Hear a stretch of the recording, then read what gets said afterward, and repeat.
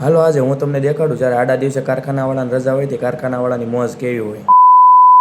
સવારમાં બધા બાબલા જેવા બનીને આવી ગયા કારખાને આવે ત્યાં તો ખબર પડી કે કારખાને રજા છે એટલે બધા ઉતરી ગયા નીચે આવીને બધાએ નક્કી કર્યું કે ફાર્મમાં જવું છે એટલે બધા તૈયારી કરવા માંડ્યા ફાર્મમાં જવાની. એમાં હું શેરી વચ્ચે ઊભો ફ્લેક્સ મારતો હતો. કોણ હે લોક?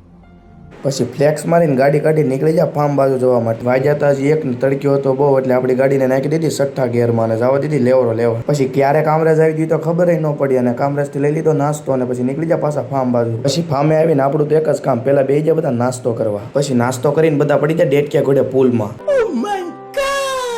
જો કે એ તો તમને ખબર જ હશે કે ફાર્મમાં બધા નાવા જ આવે એટલે તોય તમને કહી દઉં કે અમે બધા આવ્યા હતા ફાર્મમાં નાવા. તું સમજા? હા. નહીં તું સમજા નહીં. એમાં આ બધાને જલપારા ઘોડીએ ઘારે ઠેકડા મારવા હતા. બધા પડ્યા પાછા પુલમાં. આમાં અડધો પુલ ખાલી કરી નાખ્યો. પછી નાઈન બધા ધરાઈ ગયા ને પછી આવી ગયા હિસકા ખાવા. હિસકા ખાઈને બધા આવી ગયા ગાર્ડનમાં ફોટોશૂટ કરવા માટે. એમાં હું આવ્યો તો મારા દેશી લુકમાં. પછી ફોટોશૂટ કમ્પ્લીટ કરીને બધા ડોક્ટર પાટી પેક કરી લીધા ને હવે નીકળવાનું હતું ઘર બાજુ. પછી ગાડી કાઢીને નીકળી ગયા ઘર બાજુ. બાકી આજના વ્લોગમાં એટલું જ. હવે મળવી નવા વ્લોગમાં.